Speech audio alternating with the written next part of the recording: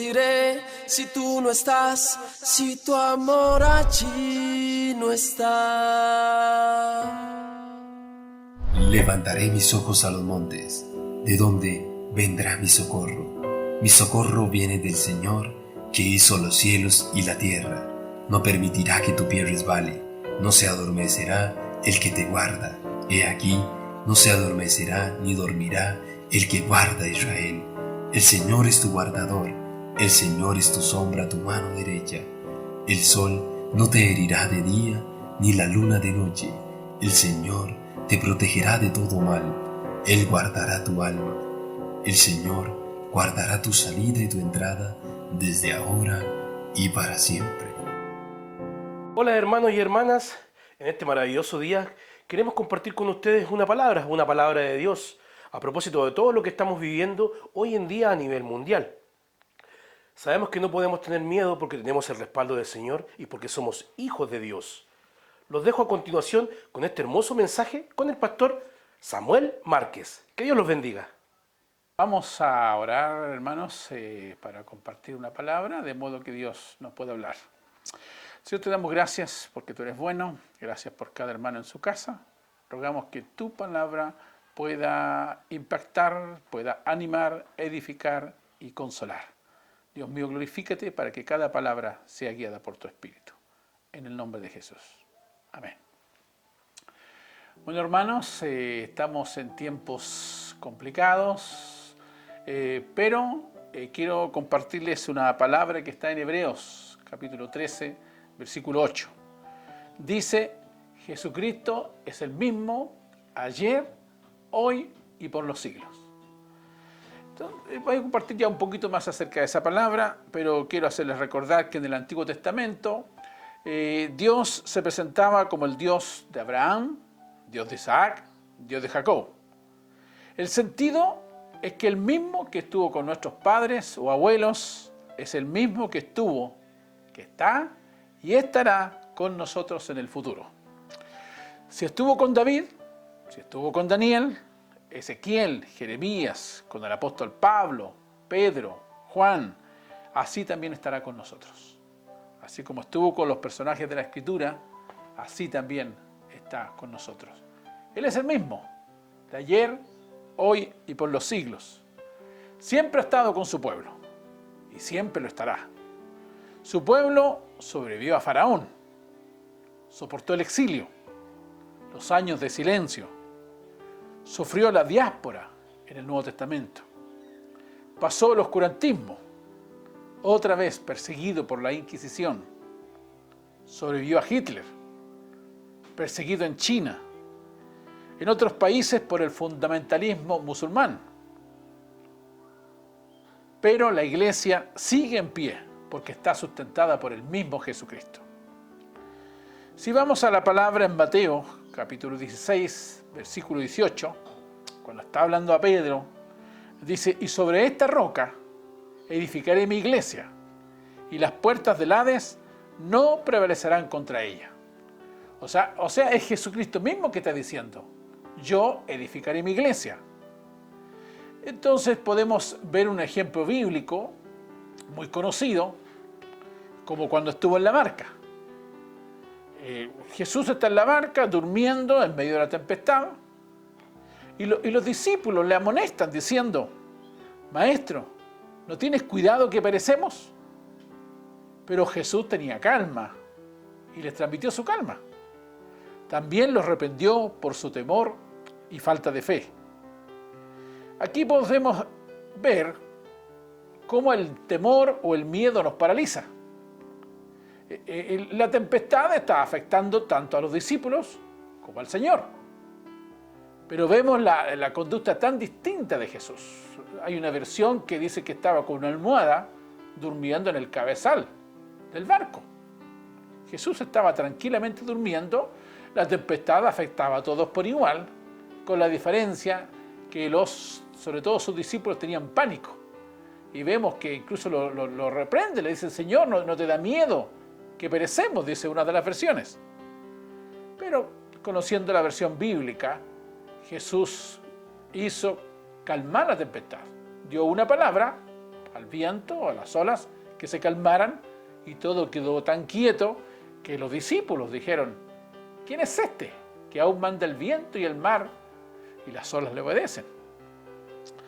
Ahora, el tema del temor es que nos hace perder de vista al Señor. Vemos un ejemplo más atrás en el Antiguo Testamento, cuando David mató al gigante. Los demás soldados tenían mayor experiencia que el mismo David, pero todo el pueblo, empezando por Saúl, estaban paralizados por el miedo.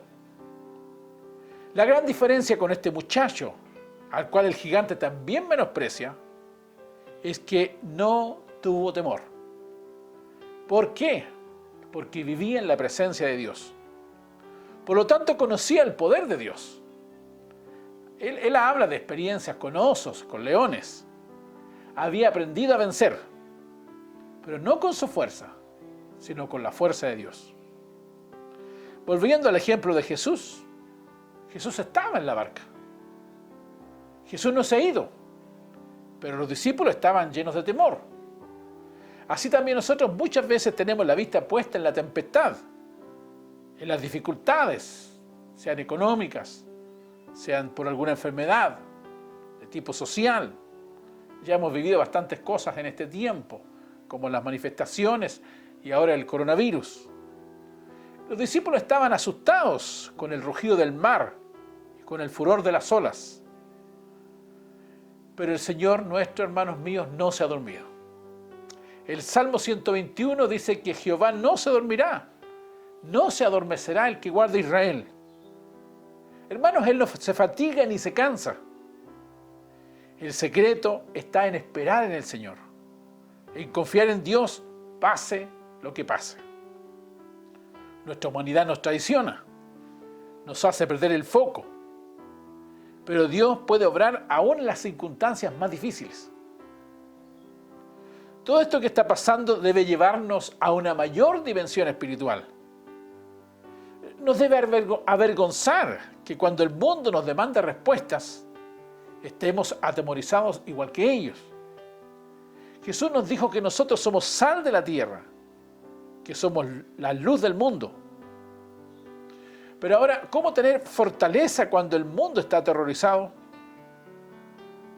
Tenemos que confesar que nosotros tenemos temor muchas veces y que otras cuantas no sabemos cómo salir de nuestras propias dificultades. Creo que este es un tirón de orejas de parte de nuestro Dios, porque nos distraemos fácilmente de su propósito. Se nos olvida el sacerdocio que tenemos. Somos responsables de las personas que tenemos alrededor. ¿A quién mirarán cuando han sido desilusionados por los líderes en los cuales creyeron? Hoy día la gente no les cree a los políticos, al gobierno, le ha perdido el respeto a la policía, ya no confía en el sistema judicial. ¿A quién pueden mirar? Podemos pensar que en los tiempos de Jesús fue muy distinto, pero la historia nos dice que estaban sujetos al cruel imperio romano. Sus propios hermanos cobraban y abusaban de los impuestos para el régimen invasor. Como si esto fuera poco, el sacerdocio estaba lejos de Dios y muy lejos también de la gente. Se transformaron en jueces del pecado, pero sin autoridad. Las personas no sabían a quién acudir, hasta que aparece Jesús en la escena, en un mundo lleno de oscuridad. Dice la Escritura que luz le resplandeció a la gente que estaba en oscuridad, a aquellos que vivían en la tierra donde la muerte arroja su sombra, donde la gente había perdido la esperanza. A ellos llegó Jesús. Hoy Jesús nos tiene a nosotros.